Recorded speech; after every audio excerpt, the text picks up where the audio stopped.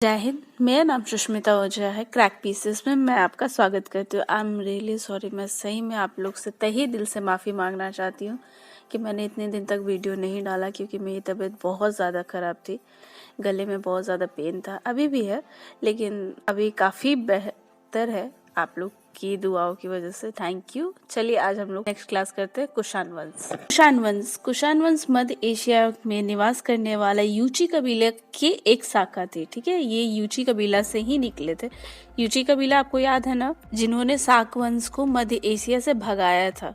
ठीक है, वही यूची कबीला। कुजुल कटफिशेस के नेतृत्व में कुषाण संगठित हुए और भारत की ओर बढ़े।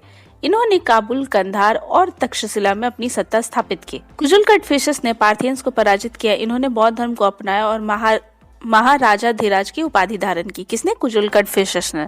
कुजुल कटफिशेस के पश्चात यानी कि उसके बाद विन कटफिशेस शासक बना और इसे भारत का विजेता भी कहा जाता है। इसका साम्राज्य मथुरा तक फैला हुआ था।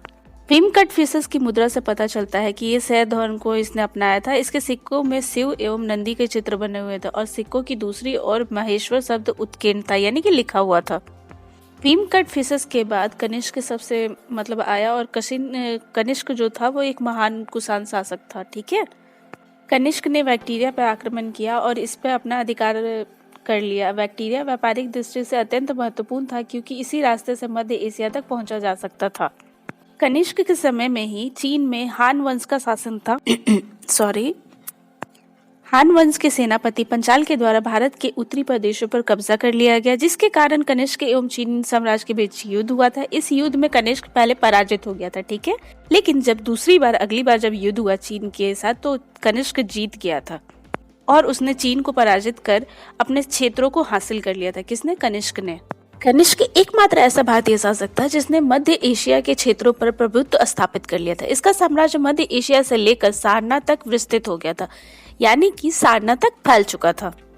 इसकी पहली राजधानी पुरुषपुर यानी कि पेशावर थी, जो कि पाकिस्तान में है, और दूसरी राजधानी मथुरा थी। मथुरा ही इसकी सांस्कृतिक राजधानी थी। अगर आपसे क्वेश्चन पूछा जाता है कि ये कुषाण वंश में सांस्कृतिक राजधानी कौन सी थी, तो मथुरा थी, याद रखिएगा। कुषाण की तरंगिनी से ज्ञात होता है कि कनिष्क ने कश्मीर में कनिष्कपुर नामक नगर की स्थापना की थी। कनिष्क के साम्राज्य में सिंध, पंजाब, उत्तर प्रदेश, बिहार, मगध, बंगाल और उड़ीसा के क्षेत्र भी शामिल थे। ठीक है, कनिष्क ने बौद्ध धर्म को अपनाया था और इसने चौथी बौद्ध संगीति भी बुलाई थी। कनिष्क ब्राह्मण धर्म को भी सम्मान देता था, क्योंकि तांबे के मुद्रा में कनिष्क को बलि देते हुए दिखाया गया है। ठीक है, एक सिक्का है जो कनिष्क के काल में जारी किया गया था, जिसमें कनिष्क को बलि देते हुए दिखाया गया है।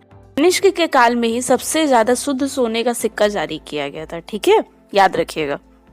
कनिष्क के पश्चात वशिष्ठ और इसके पश्चात हुविष्क शासक बने। हुविष्क की मुद्रा में हिंदू देवताओं के चित्र बने हुए हैं, हालांकि ये बौद्ध धर्म को मानते थे। हुविष्क ने मथुरा में हुविष्कपुर नामक नगर की स्थापना की थी। हुविष्क के बाद वासुदेव शासक बना और धीरे धीरे कुषाण वंश का पतन हो गया। ठीक है, आज कुषाण वंश यहीं पे समाप्त होता है।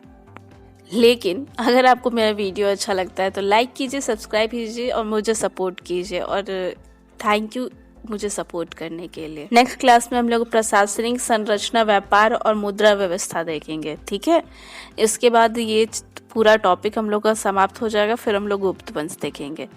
लेकिन अगर आपको कोई भी क्वेरी हो तो आप कमेंट सेक्शन में लिख सकते हैं और हम लोग मिलते हैं नेक्स्ट वीडियो में। थैंक यू, तब तक के लिए बाय।